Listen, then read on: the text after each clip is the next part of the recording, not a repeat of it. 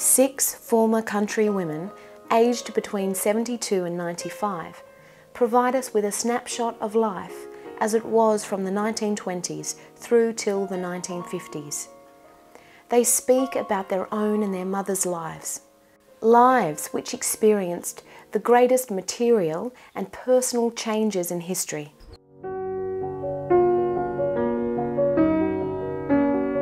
The first wave of settlers in the Glenelg Shire took up the best country and soon became established. By 1900, increasingly rough and undeveloped land was being thrown open for selection, a situation which continued till the 1950s. People with only limited resources took on bush blocks with little realisation of the hardships that lay ahead. Many gave up the fight after a year or two, while others prevailed and won through. This is the story of some of those families who, through hard work and frugal living, succeeded where others failed.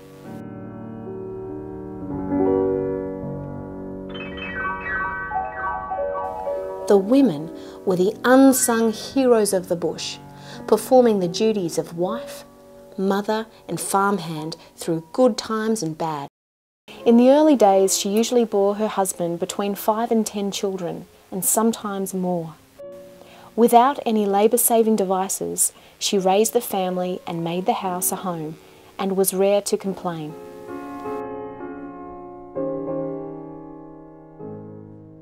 Iris Doyle married Ellis Kerr in 1931 and came to live with him on his partially developed farm at Garay West. Like many country women, Iris found herself isolated and lonely without peer support or family, which is so vital to the human spirit.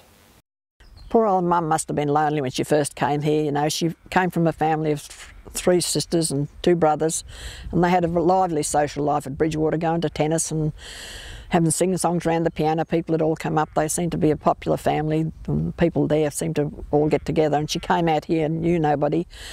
And Dad was working hard. He'd be always tired, and she loved to go out and do things, and there was nowhere to go. I remember her dressing me up on a Sunday, and we'd go for a walk with the pram with Wendy down the road, but there was nowhere to go, sort of, to visit or anything. And she'd look forward, she'd look down the track there to see that, you know, perhaps Grandma and Grandfather had come to visit on a Sunday or something. Born in northeast Victoria, Nancy Rogers' mother married Tom Thompson and came to set up a house on his Cashmore selection in 1918. She found it was a bit lonely, I think, for being 500 miles away from her, you know, familiar surroundings. But she made a home here with Dad, and they had 4 children. Yeah. And then gradually got to know the neighbours around. See, the Kerrs were here, I think, before he was. Yes, your grandparents. They met them. Elaine Evans was born Elaine Parry in 1939. The family moved to a farm near Haywood in 1946. And I can always remember it because it was the year of the floods, and to this day I can still see 2 snakes on a hay bale floating down the river, because Dad's farm backed onto the river. And our kids, our job was to wash the udders of the cows because it was so muddy, and the farm that we had bought didn't have much concrete at all, only in the bales, so it was our job to wash the mud off the cows. So that's my first recollection of Haywood, I suppose, and in the good old days. We've got a photo of Mum with a horse in an old dray going to take her washing down to Pops at Cashmore to do it. I don't know whether she didn't have enough water or whether they didn't have a copper, I don't know why, or whether she was just a good excuse to go and visit someone. But that was the only transport we had when they first got married, was a cart and horse. And they used to go down to Pops and borrow his car. They had a car to go into Portland to do their shopping and get their supplies, and then to come back and load it into the cart and drive home. Before the arrival of motorised transport, Indian hawkers were part of the rural scene. Travelling from farm to farm in a covered wagon, they sold a wide range of household goods and clothing. We were most intrigued by all the stuff he had in that wagon, and he slept in that caravan wagon. Could he let the horses go in a little paddock somewhere, so mostly had 2 horses. By 1926, cars was still a luxury that few small farmers could afford.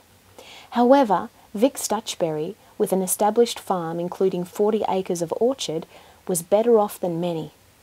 Ford Deluxe, that was the first one. Just one better than the T-model Ford. And that was first, and it was new. Great excitement. Claire married Garnet Taylor in 1941 and set up home on her father's property, Surrey Glen, on the Surrey River, where her mother had arrived as a young bride 26 years before. Their first transport was a motorbike, but they soon graduated to a ute cut down from an old car. I think we had that made by John Johnson. He did that. John Johnson at that time was with the war on, he was about the only mechanic around about to do all these jobs for farmers. He was the one. Dad bought a Chev Ute. I don't actually remember the old cars we had before that, but I remember going with him to town one day and he bought this Chev Ute. I don't think it was brand new, but it was fairly new.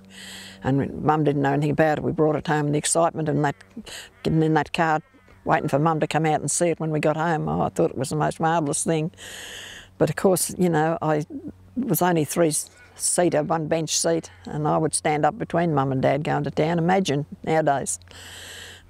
I used to know all the names of all the people who lived in the houses along the road to town. That would be Mason's place and that was Hans' place, and I'd recite all these on the way to town. That's how boring life was. But we thought it was pretty good fun. The agents used to bring cars in to sell to Dad, but they nearly always got Bob coming around the last corner there to come down to the house back in those days. Well, that'd be back in 1928, I suppose. In the 1930s, there were no sealed roads. Country roads were gravelled at best, full of potholes in winter and with the arrival of motor cars, badly corrugated in summer. Heathmere itself, they were just tracks, made by bullock wagons mostly. The main road from Portland through to Hamilton and so on, that was just gravel. And cars were few and far between. You'd stop and look at them if they went past the school. I can remember my mother, they used to shop in Hamilton once or twice a year, especially at Christmas time. She'd ring Doris Alexander up because they went up there often. What's the road like? It's terrible. Oh, well, we'll put it off for a while. And or she'd ring up and say, it was graded 2 days ago. Right, in the car and off. That's how bad it was. I always looked forward to going to town. Yes, it was a big do. You know, once you went to school, of course, you didn't get to go to town so much.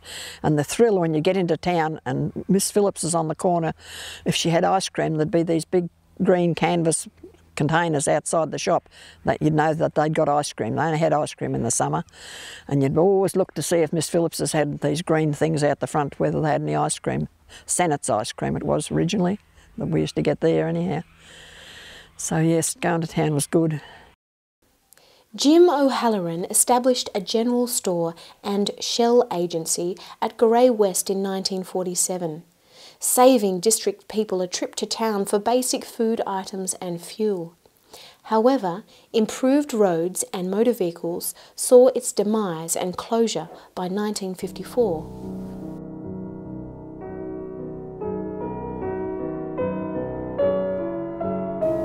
Children living on farms further out had few opportunities of interacting with outsiders, resulting in some being very shy of strangers. There are stories of boys having to be tied to the desk when they started school to prevent them taking off home. However, this was not the case with Shirley Kerr, who began school at Garay West in 1937 when she was only 4 1/2. She started young in order to maintain pupil numbers at the required 10 for the new school to retain its teacher. I suppose Mum walked me the first few days, but I used to walk down the end of our orchard and cut down through Dave Buglehole's forest. It was just a little track down and it came out at Dick Buglehole's gate. And then you walked along the road, but just a track through the trees. And I can remember the snake tracks across in the dust. You could see, I knew the difference between snakes and lizards. The snakes left a zigzag trail across, and I'd count them all coming home, how many snakes had crossed the road that day since I went to school, you know. Mum was so terrified of me getting bitten because Auntie Moira had been bitten going to school a couple of years before that, going to Bridgewater school, so she was forever lasting warning me about snakes. I said, any wonder I've been terrified of them all my life. Most children walked to school or rode a pony, sometimes over considerable distances. For Claire Taylor, it was a 2-mile walk from the family farm, Sunnybank, to the Grey School. Unmade road, and well, we knew the tyre marks of the first few cars. There was only very, very few, and we'd always hoped we'd get a ride with somebody, but they were few and far between, anyone with a car, because there was very few. I went for 6th grade. They couldn't make you go to school because we was nearly 5 miles from school, 5 to go and 5 to come back. If Father didn't want the horse, we had to go to school in the buggy, and if he wanted the horse to use it on the farm, we walked. The Grey West School was opened in 1937, having been built by the community. Somebody gave a piece of land on the corner down there. I suppose it was some of the Bugleholes, I'm not sure. And they just cleared a little area to put, and the men built this school out of local weatherboards. They'd got some of the mills and do it, I guess. And then I think the education department bought it off them after they built it. I'm not certain of that facts. But it was just this little area, and on the corner was a gravel pit where they'd done from the roads, and they pushed the trees into there, or dragged them in with the horses into this gravel pit. I remember those big logs being there for a long while till they burnt them. And then they put a little fence around this school, and one tank, and the tap, and no water fountains or anything to drink. You just wash your hands there after you'd been to the toilet, and it just ran onto the ground. There was a puddle under it. And of course a couple of country toilets, boys and girls, and the boys would empty them on Fridays. The poor kids got paid for it. They'd have to go and dig a hole in the bush and empty this toilet. And there was always a bit of a worry watching out for snakes and spiders in those too, of course, although they were quite well built and they had a shelter around them sides so you couldn't see in the door. The Heathmere School was also built with voluntary labour and materials. And Uncle Morris Harmer, Mum and Dad's brother-in-law, and Dad had a sawmill. So they cut the timber for nix, everything, weatherboards, floorboards, the works. And they had working bees, and they built the school. And the government supplied a cupboard for one corner, a deal table and a chair. And I think they might have supplied the blackboards and about 6 desks. But we only ever had about 10 pupils. Sometimes there'd be an extra 2 or 3 people would come to the district and go again, working up at the sawmills or somewhere. But the teachers must have had it terribly rough. They were mostly young girls straight out of teachers' college. And there was no cars, no telephone. They'd come and board with local families. Sometimes it was us, different people boarded them. And they must have had to walk to school and then look after these 10 kids ranging in age from 5 to 14. And we had a combined sports meeting with the Bulwarra and Narrawong and Tirrandara and Heathmere. I think there might have been North Portland, this country school. Yes, I remember school sports. We'd go to school sports and you know, different little country schools, Grey and Heathmere and different places like that. At different times there'd be different schools, and you'd go to some paddock somewhere and have these inter-school sports, but I was so shy, it wasn't very pleasant, I didn't like it much. And we weren't skilled at anything because we had no playground, no areas to play. We didn't even have balls, we didn't have football or basketball or anything like that. I think in later years we did get a big ball and you could pay tunnel ball and things like that, but we had no area to play. I remember us having to go at hockey with sticks from off the paddock, with a root on the end, shaped a bit like a hockey stick, and hitting balls around with that. I think some of the poor teachers had probably learned hockey at school and tried to think of things we could do to entertain us.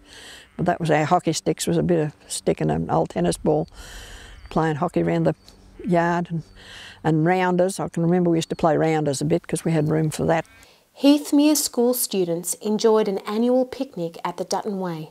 Oh yes, that was beautiful. It was all grass down along there. There was no road at that stage.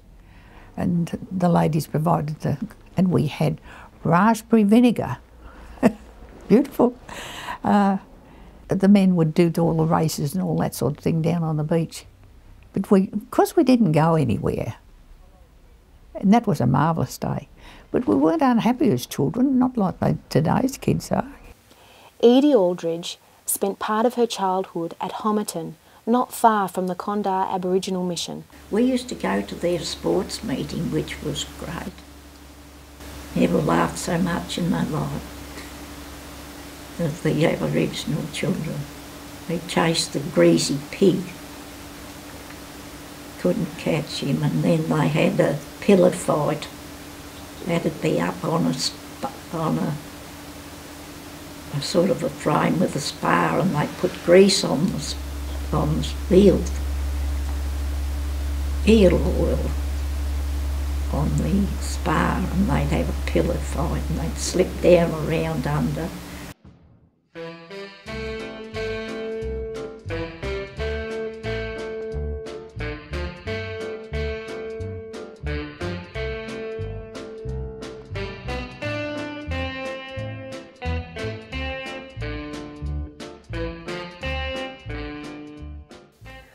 Although Ron Williamson shot these films 20 and 30 years after the events described by our Golden Oldies, they illustrate the considerable changes in dress and school etiquette since that time.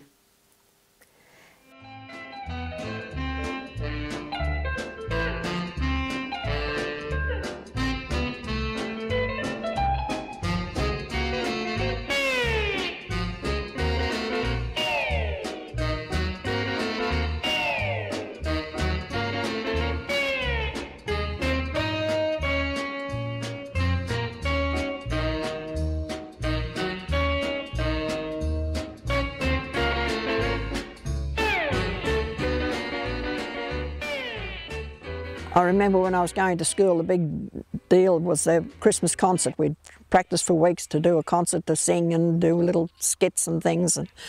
And then they'd take all the desks out of the hall, out of the school, and pack them up along the wall at the side and build a stage with apple cases and some boards on top. That was our stage. And we'd get there and do our bit, and the parents would all come and sit in planks on apple cases lined up along the back of the hall. And you'd have your little concerts, and then you'd have a Christmas tree, and there'd be presents for everybody on the tree. And it was great excitement. Of course, the only light was the Tilly lamp hanging from the middle of the hall. Santa Claus came and all that. There was dances, and everybody had a wonderful supper, because everybody took supper. Oh yes, it was just a night of the year. And of course Santa visited everybody in the room. There was great guessing as to who Santa was. From some of them could pick out the shoes that somebody wore and all this, or their voice or something. And I remember Christmas, we'd hang up our stockings, and our stockings were woolen socks with a pretty band round the top. So you hung those up. There was 3 hooks or 4 hooks under the mantelpiece, especially stayed there all the time. They were Christmas hooks. And you hook these stockings over them. And we get a handful of peanuts. You never saw peanuts except at Christmas time. And the lollies were boiled lollies, which were just shoved in the sock. So you pull them out and you suck the wool off them, spat that out and kept the lolly. This is fair income. I think she could have wrapped them up in something, but she never ever did, and they never killed us.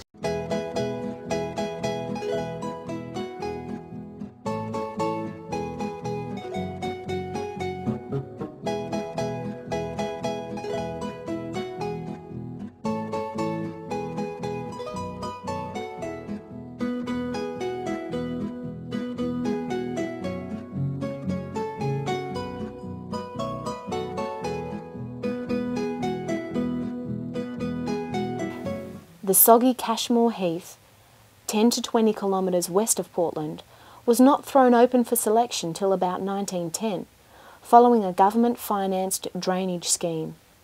Some of the first settlers were potato farmers from around Ballarat, including the Taylors, Wilmots and Kerrs. Nancy Rogers was born Nancy Thompson in 1921. Her father Thomas having been successful in selecting one of the Cashmore blocks in 1917. Nancy married Laurie Rogers in 1949 and was one of the few women to spend all her single and married life on the one farm. Like Claire Taylor's, Nancy's photo album is a rich source of farming images of a bygone era. Unfortunately, women's work in the home was considered too common or mundane to be worth photographing. The farm was cleared by horse and by hand, the children even lending a hand on school holidays. I made us all a bag apron out of Hessian sugar bags and things like that, and we'd walk and pick up all those little roots. Great pile of roots we had, nearly more than halfway up those pine trees now. They used to be heaped up there. Sadly, Nancy's childhood ended abruptly when she was 14, leaving the young girl to housekeep for her father and 3 siblings.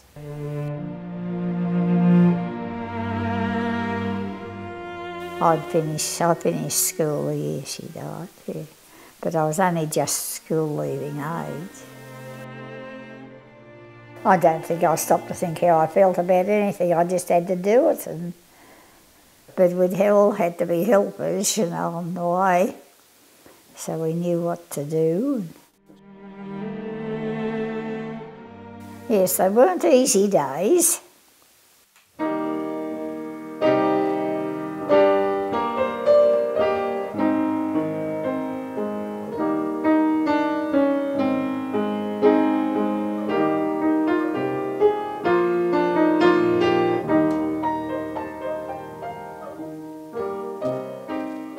Country schools taught through till grade 8 when most students left, with few going on to tertiary education. Looking back from today's perspective, the old-style country life appears idyllic, but underneath the pleasant exterior, there was an almost brutal undercurrent where one mistake could shatter a young woman and leave her scarred for life.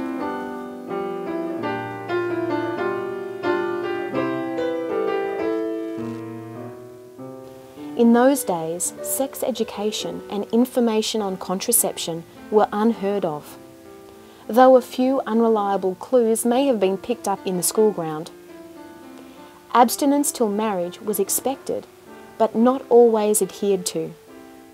A girl's reputation was paramount.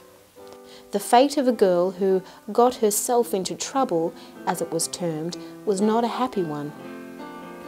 By and large, people married into their own district, their own culture, and their own religion, if possible. This gave them the benefit of having family not too far away in a time of need and crisis. Class differences did exist, but had less of a negative impact than the religious bigotry, which was mostly covert, except when parents disapproved of children's choice of marriage partners, leading to some unhappy outcomes. Some people, like the single mum who was forced to adopt out her child, spent the rest of their lives wondering what may have been.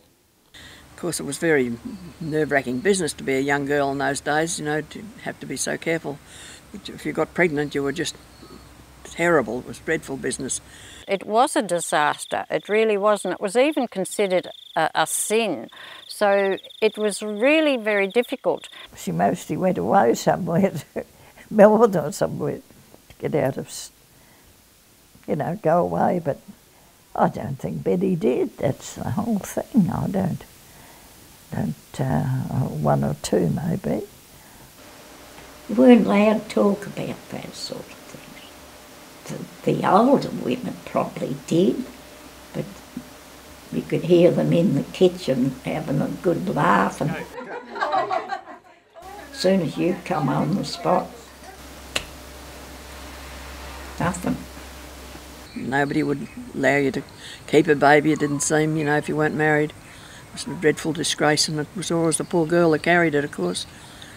They had a few options. The most popular, I guess, if you call it popular, was to adopt the baby out. So they would go off to a home and have the baby and adopt it out.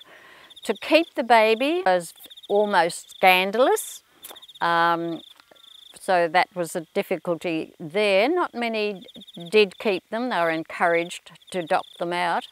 Some were desperate enough to try and induce a miscarriage themselves, and that was quite often quite disastrous, because they would take things, or they would douche themselves with unsavoury sort of medication, I suppose if you can call it, to try and induce a miscarriage. And of course the last resort was often a backyarder, as it was called. My mother had a cousin who did that. She went to a backyarder in Melbourne and she died eventually from the blood poisoning or something there. It was a terrible tragedy for her family because she was the only daughter, only child. That just goes to show you how disastrous it really was to fall pregnant when you were young or unmarried. But of course the other thing was you did get married, and I'm sure if you went back through a lot of history you'd find that a lot of people were probably about 3 months pregnant when they got married, because that was the other solution. And I suppose a lot of poor boys got talked into getting married, shotgun sort of marriages too, that didn't really like the girl but felt it was the right thing to do, just all for a couple of minutes of lust.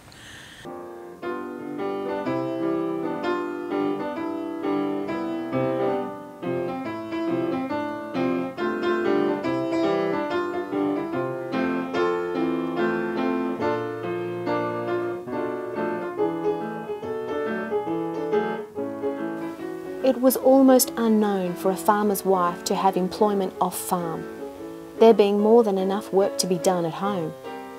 Whatever their situation, the women lived in a culture where the gender roles were clearly defined, and it was bad practice to complain. They were stoic, I think, because you had to lump it, whatever was the problems, and they were hard workers. You've got to realise, you know, that money was scarce, there wasn't the facilities that were available now. So if you're on the farm, the wife was expected to help on the farm as well as raise the kids and look after the house. And so, you know, she was really flat out being a housewife and a farmer's assistant and rearing the children. I think the women myself were very stoic. I know the men were really hard workers and they'd work from dawn to dusk, but they never helped in the home. I don't know of any of them that would get up and wash the dishes, for instance, or help get the children to bed, anything like that. To me, the women were really the hard workers.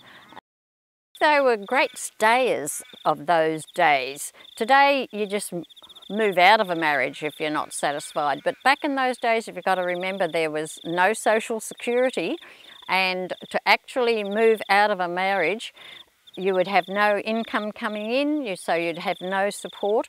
So I think the women were really great stayers because of necessity. They had to make a go of the marriage. I'm not saying that many of them were happy marriages, probably not.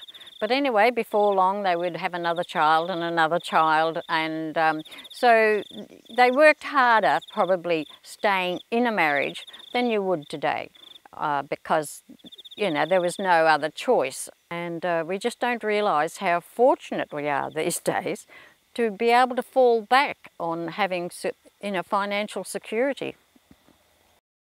On the smaller farms, women helped with all but the heaviest work, though it was rare to find a woman digging or picking up potatoes. Dairying was the mainstay of the small mixed farm, as it provided the greatest income from a limited acreage. Milking cows is not heavy work, but it is time-consuming.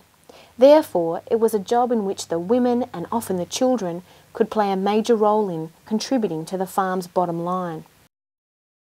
Most herds were tiny by today's standards, some comprising of just a few cows, though herds of up to 100 cows did exist. Up until the 1930s, cows were milked by hand. This classic photo shows Fink's Dairy at Heathmere in 1916. It comprised only 2 bales, but was fully ventilated.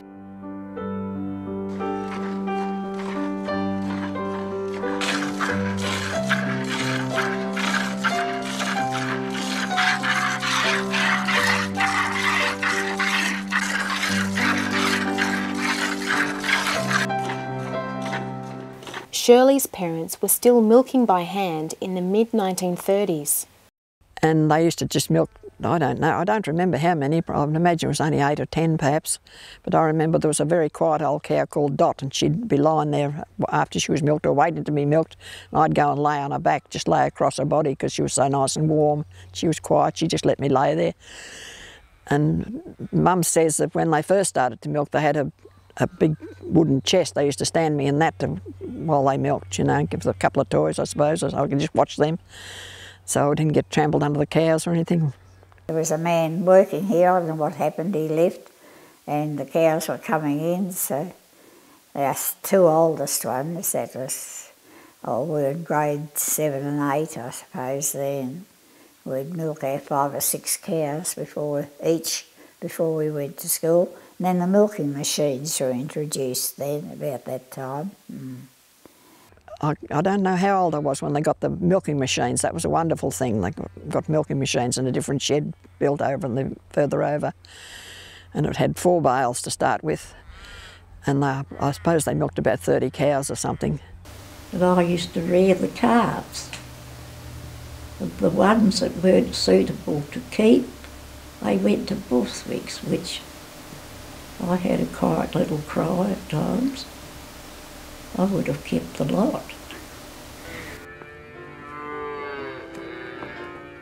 Mostly the milk was separated into skim milk and cream, with a hand-operated separator. The skim milk was used to feed pigs and calves, and the cream sent to the butter factory.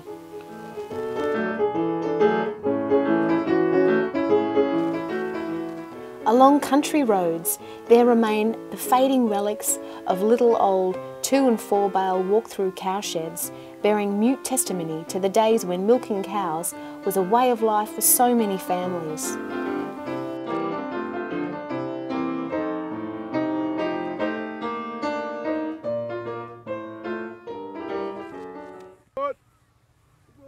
Many of the older generation will remember the crisp, frosty autumn mornings when the sound travelled for miles. Little engines powering the milking machines could be heard starting up from one farm to another as the farmer called the cows in for milking.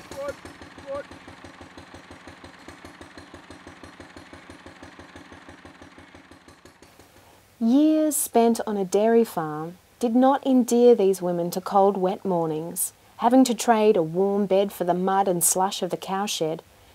These women's strongest emotions are triggered by the collective sounds and smells of the milking shed in action.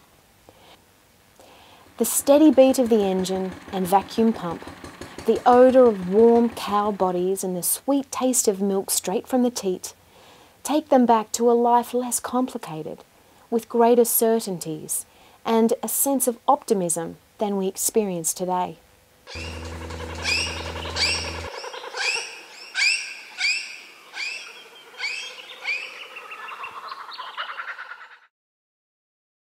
Snakes were a constant menace in the summertime, especially for those women with young children. One year I never saw any. Another year I got 6 at the house, and they used to come because the water tanks used to drip. You mightn't turn it off properly and there'd be a drip there. And they seemed to come to that. As the flats, river flats were there, snakes were plentiful. And then when I had a garden, the snakes, of course, would come to the garden or be on their way down to the flats, that very wary of snakes. Because I used to keep a count, it used to be about 10 a year. And one year, 25, that was the worst year. We'd know by the birds now. People told you about the birds, warning you of snakes. Well, if there's a snake in a bush there, the birds would all come, look down, and all be squeaking in an alarmed squeak, chirp, we'll say. And if a lot of birds got there, you'd certainly hear it. So you went out, you looked where the birds were looking, and there'd been a snake. But, that's how we were able to catch so many, because the birds would warn us. I kicked one along the path one night. Didn't know it was. There was always a snake stick at the back door and one at the front door, but mostly the back door was the only one we got any. Got a little bit older, I preferred the little brownie repeater. I could shoot them.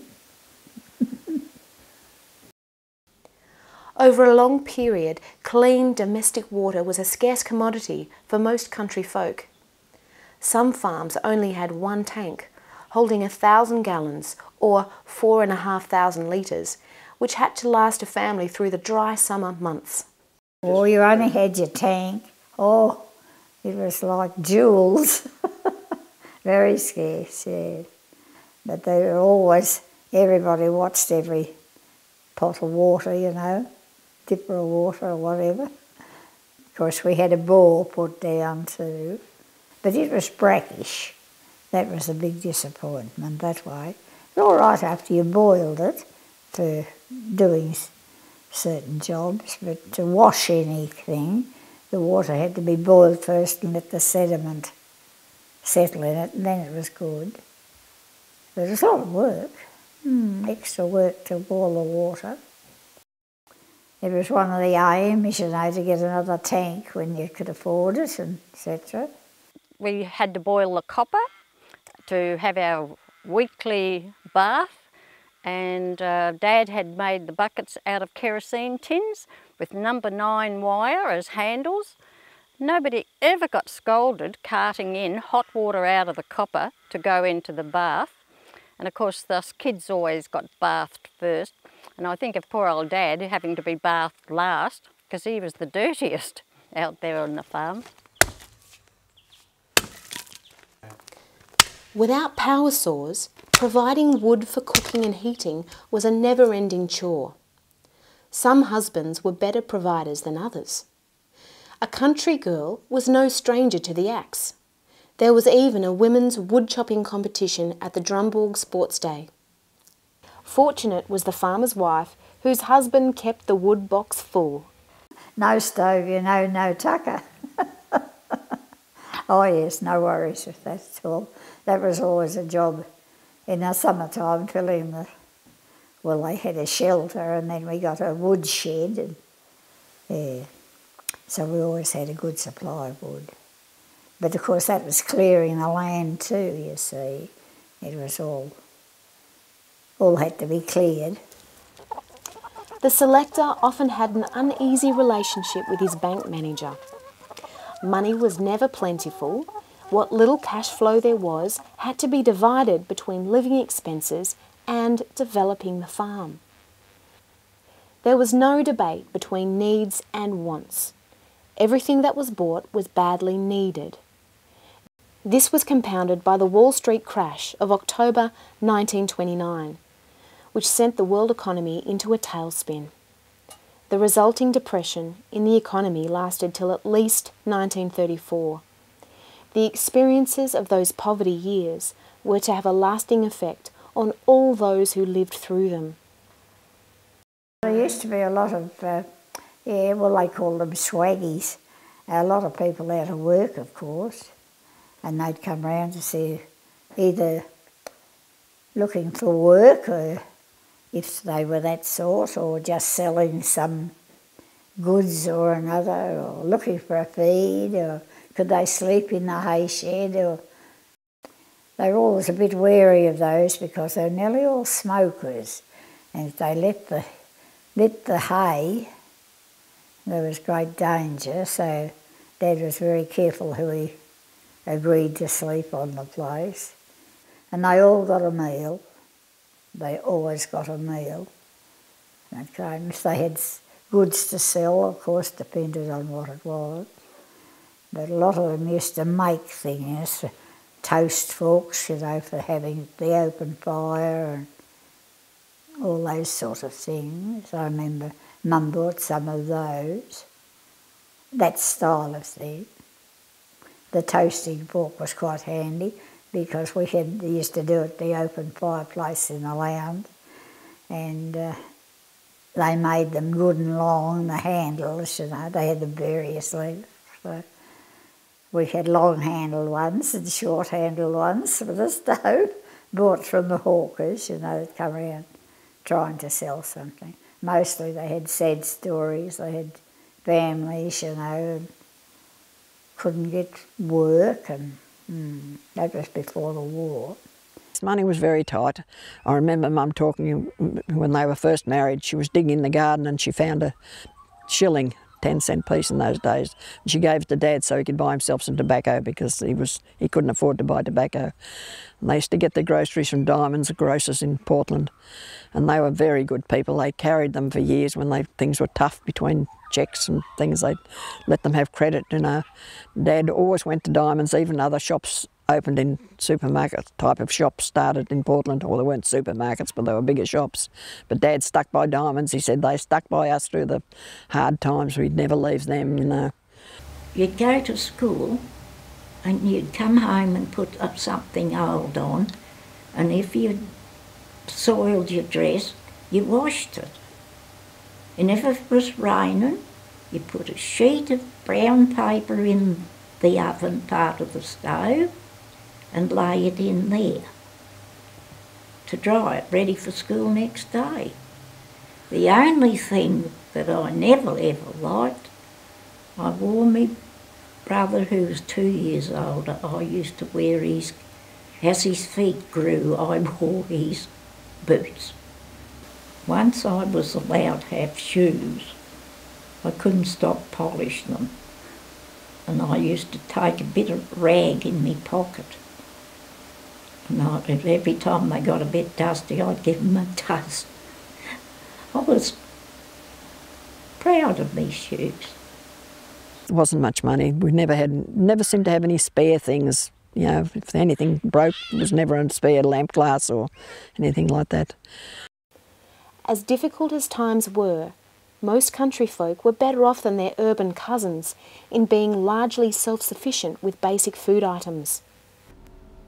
Yeah, times were tough, but I suppose we had it a lot easier than other people because we had a farm and dairy herd, so you had your milk and your butter, and we had sheep, so we had meat. And Mum always made her own bread, and I remember people used to come and say, "Mrs. Fink's bread's delicious." And I used to think, "You're mad." I hated it. They'd kill a beast occasionally, and they'd use an old cream can, a big one, and they'd share the beast up, and then she'd corn the meat with saltpetre, I think, and something or other else. I don't know. I remember them doing that, and they always killed their own mutton. And she made the butter, made her own bread, was a very good cook. You had chicken twice a year. It could be a duck at Christmas time. It all depends if the family were coming out from Portland, like Mum's people. You had it at Christmas and you had one at Easter time. But we never had it. And they tasted different to the chooks you get now. And you know, Mum used to make all her own jam and bread and cakes. I can remember she used to make the bread with the potato yeast. You'd put water up boiled potatoes in a bottle, and I don't know what they used to start it off with, but she'd use the same bottle then and it would ferment in this bottle, and she'd use that then to make the bread. She's a good manager, my mum. She made all our clothes out of hand-downs from her brothers. Like the trousers were about a foot wide at the bottom, you know, and she'd get a pair of pants out of those. And then she'd line them with Mount Gambier had an oatmeal place called Blue Lake Oats, and they used to have the oats in 7-pound bags like that, which were cloth. So when they were empty, she'd wash them and open them out, and they were used to line the boys' trousers. So if they turned it round, they'd add a Blue Lake on it. Edie's family lived near the Conda Aboriginal Mission. We liked being there, and everybody liked us. The Aboriginals thought we were just, they used to come through with fish, and Mother would always buy the fish from them. At a certain time of the year the fish was more plentiful. They knew more about fish than we did. They knew when they were at their best, like the fish. Portland was provided with mains power in 1931 and Haywood a few years later. However, the women in the bush battled on without electricity or labour-saving devices for another 20 or 30 years. Monday was washing day, and without hot running water or washing machines, it was quite an event. Mum boiled everything in the copper and washed by hand, and I can always remember she had the scrubbing brush and the board to wash the farm clothes on, and that was always hard work there. And I'll always remember we had Ricketts blue. I'm not too sure when that died out of fashion, but we, yes, it was always used to whiten the clothes and brighten the clothes, and everything got ironed. A lot of things got starched, and wash days was always Monday. Ironing day was always Tuesday. I don't know why we stuck to those days, but we always did. To do the ironing, Mum started off, she had the irons that you heated on the stove, and then I can remember we actually got a shellite iron, and you filled that up with shellite, and then you pumped it up and lit it. How on earth we didn't blow ourselves up, I'll never know. And I can remember Dad made a soap shaker for washing the dishes with, because there wasn't detergent in those days like we had, and you cut up the velvet soap and put it in this wire shaker, and then you would froth up the water to wash the dishes in. Telephones were connected to most farms during the 1930s and 40s. At first the wires were strung from tree to tree along the roadsides, or bush poles where trees did not exist. Agan seemed to be the only one who would like to climb trees or anything, so he had the job of maintaining the line all the way. He seemed to do it a lot of the time. Several homes were connected to the one party line, allowing little chance of privacy. In spite of this, they were of major benefit to country women in many ways. The phone greatly reduced her sense of isolation in allowing her to keep in touch with family, as well as the more practical aspect of being able to ring through a grocery order, which came out on the cream truck.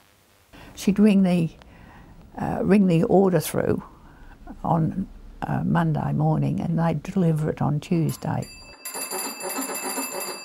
And when the batteries on the old wall phones, you know, the old wall phones, they got flat, there wouldn't be enough woof to get the exchange. So she'd ring Doris Alexander. I'm trying to get the exchange. All right, I'll get on and you get on. And they both were there together. And there was enough current through both to get the exchange and get the number. The coming of the wireless in the 1930s was a great boon to country people in providing entertainment and keeping in touch with the outside world. Though without electricity connected, powering them was a problem. When I was about 8 or something, we got a wireless, and that used to be in the front lounge, and you had to take 2 wet batteries and 2 big dry batteries on them. And you'd buy the dry batteries every now and then, but the wet batteries had to be recharged every week. When they went to town, they'd take the batteries in and put them on the charger while they did the shopping, and at one of the places, a garage or somewhere, charge the batteries up for you. But as the week went on, they'd get weaker, and if you had the radio on too much, you'd flatten the batteries, and we'd want to listen to the serials, you know. And the battery would be going down, you'd be down on your knees with your ear stuck up against the front of the wireless trying to hear the last little bit of the serial that you were dying to know what happened, you know. And the Levettes, you would remember them, would you? Old Wally Levette and Jimmy Levette, real hayseeds. They got a wireless and they brought it home, and the chaps went out to work, and the old lady put it on. There was a lovely piece of music, so she turned it off quickly. And when they come home, I want you to listen to this. They were so innocent, weren't they?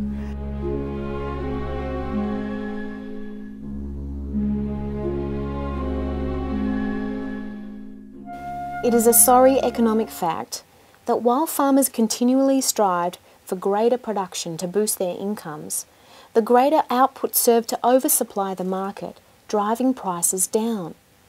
The farmer was forced to produce still more to maintain income, thus creating a vicious circle. The price of most food items has been continually driven down in real terms to the benefit of the consumer, but not the producer.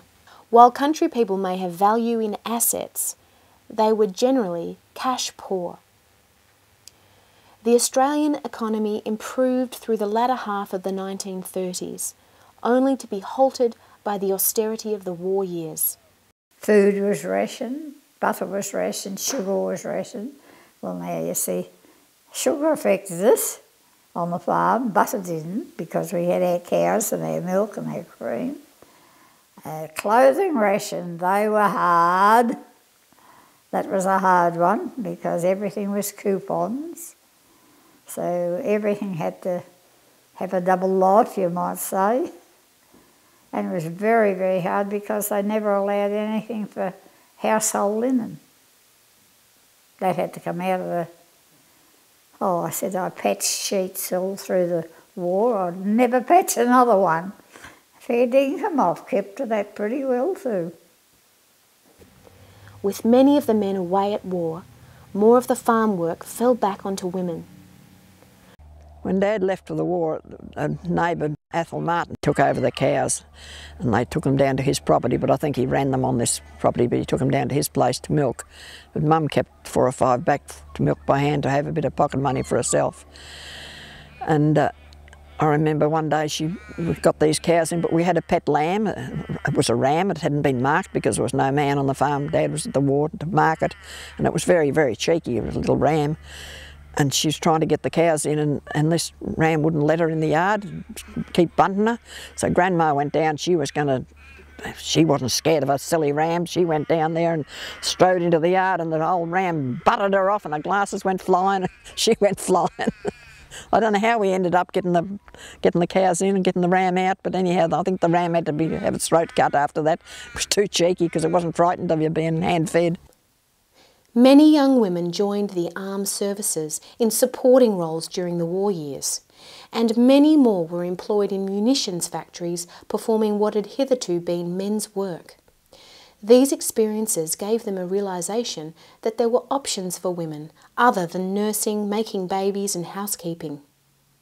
With the return of peace in 1945 came a growing optimism of a new world order, and with it a better deal for women, though change was gradual. Rationing of some manufactured items and fuel continued for the remainder of the decade, but generally life resumed its old routines, including long-established social traditions. Other entertainment that we had was my mother could play the piano, and my grandmother, when she came to stay with us, she was lovely around the piano. And of course Jean Evans, who lived next door, she was quite a pianist. And I could say that it was almost weekly you'd have a sing-song around the piano, and everybody joined in. The kids, you know, and the mum and dad, Granny if she was there. Irene, good night. Irene, good night. Good night, Irene. Good night, Irene. I think that the fun we had singing around the piano is incredible. We don't do it these days, but it was great fun then, it really was. So our fun, I suppose, and growing up and that was around the neighbours that we joined in and shared the sing-song around the pianos. And every one of us had a piano.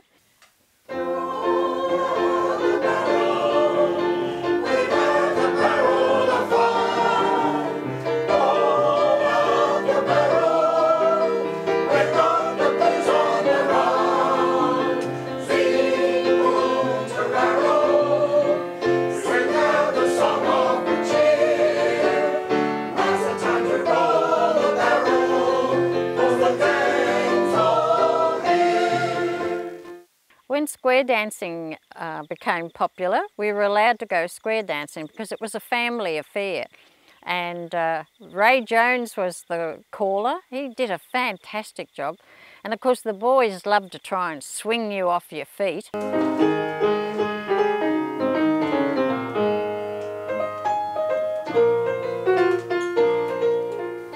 For rural communities, the local dances were one of the few opportunities for social interaction. In most districts, the schoolroom was the only suitable venue. Desks were removed and the floor prepared. Get candles and scrape the candle wax off onto the floor, and then they'd sprinkle sawdust on, and then some of the kids would sit on a bag and the other big kids would swirl you around and around the room to rub it into the floor, and then that was ready for when everybody came for the dance later on. The floor had a bit of shine on it, just old boards, you know. It wasn't very good, but we had a lot of fun. They'd have dances, you know, I suppose once a month, and the other places, Mount Richmond or Grey or Cashmore, would have dances on the other nights, you know, Friday nights. Saturday nights was kept for the pictures, but Friday nights was dance night. The dances at Mount Richmond and Grey West and Cashmore were all fantastic. They were very, very well attended, but it was really great fun because everybody came and you knew everybody and so forth. There was very few strangers came from Portland or anywhere, and it was all the local district people.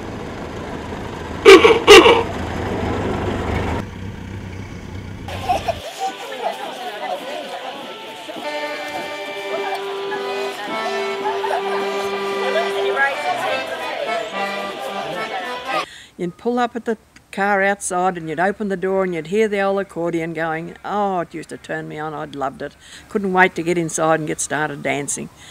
And you'd hope that all your people that you wanted to be there would be there. And they were just great nights, I thought. And the young children would come and the parents would teach them to dance. That's how you learnt to dance, by going as a child. And the kids would get up with one another, or their mothers or their fathers would get them up, teach them to dance. And I think that was good for kids. It got them to be not too shy to get up on the dance floor then, because they'd learnt the steps when they were young. And they were regular steps you learnt in those days. It wasn't like nowadays where you just get up and shimmy and shake a bit. In those days you had to know the steps of all the different dances, and you learnt them and you felt comfortable to do it then. The whole family would come, including the oldies. There'd be 3 or 4 quite old ladies generally, and the old guys used to stand outside or stand in the back of the hall or something. They wouldn't join in the dancing or anything, of course, but it was just an outing for everybody. Through from the quite oldies, people in their 80s, right through to the younger marrieds, and of course the single girls and boys like us, and the kids, little kids, right down to little babies. They were all here, the whole family.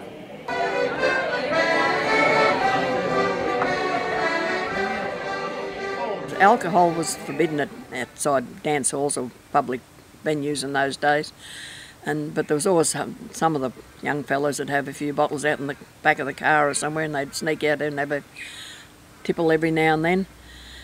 But you know, the girls didn't drink in those days. Of course, no decent girls drank, but the boys liked to have a few grogs, I suppose, to give them the courage to ask the girls to get up and dance then. The suppers were the best part. I think we all loved the suppers. The women were fantastic cooks, especially sponges filled with real cream, of course, straight from the cow.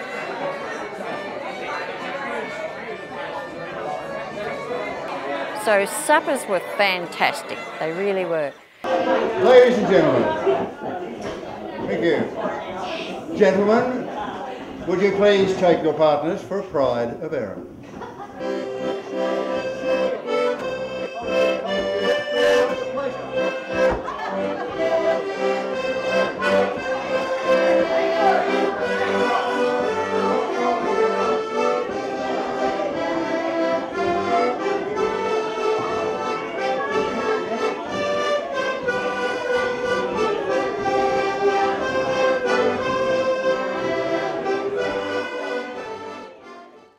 Boys were very bashful, of most boys in those days, and they'd cling to each other and stand up around near the door. I suppose they could make their escape if they saw a girl coming near them that they didn't like or were a bit nervous of. The girls would all sit down the other end of the hall, and mothers and grandmothers on one side and the young girls on the other. You'd sit there and hopefully look at the boys out the corner of your eye when the music started to see if they were going to come and ask you up. Hope it was the right one and not somebody that you had to be rude to to get rid of. Gentlemen, would you take your partners for the barn dance?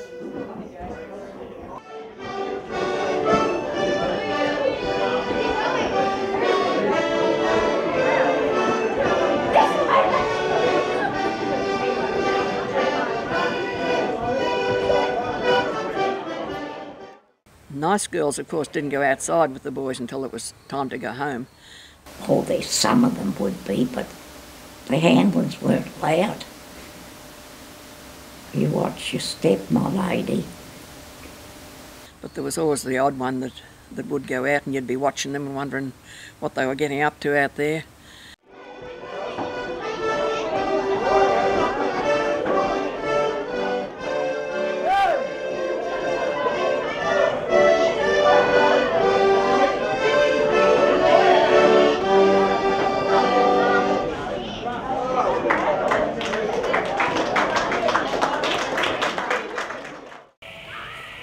Good night.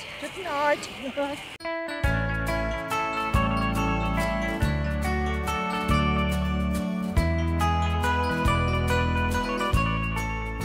As the 1940s gave way to the 1950s, change began to quicken as the economy improved. The Coolgardie safe and ice chest were replaced with the shiny new kerosene refrigerator. Most farms could now afford electricity in the form of a 32-volt generator with a large bank of batteries. The improvement that electricity made to a housewife's life was dramatic. Bright light at the flick of a switch replacing the candle and kerosene lamp. If she was lucky, she might also enjoy the luxury of a washing machine, which was the single greatest appliance in reducing the drudgery of housework. The 1960s saw most farms connected to the state electricity grid, and with it a growing list of labour-saving devices, including the miracle of television. Roads and cars improved rapidly during this period, making town just minutes away. In the space of less than 20 years, with the arrival of electricity, improved mobility, and the invention of the contraceptive pill, women's lives were changed forever. Women now had the control over their fertility and an independence that their mothers could never have dreamed of.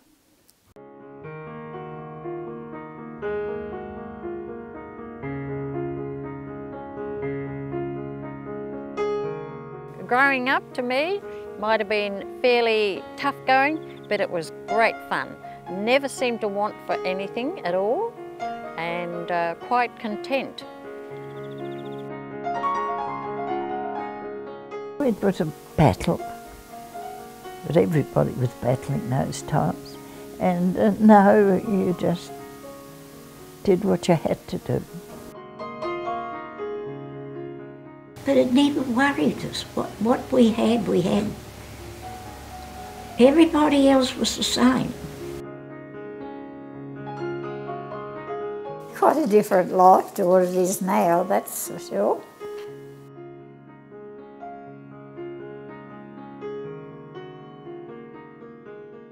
don't remember feeling frustrated or hard done by or anything. It never left any impression anyway. Well, I wouldn't refer to them as the bad old days. It was just you were so busy doing the necessary things. You were just making the most of what you had.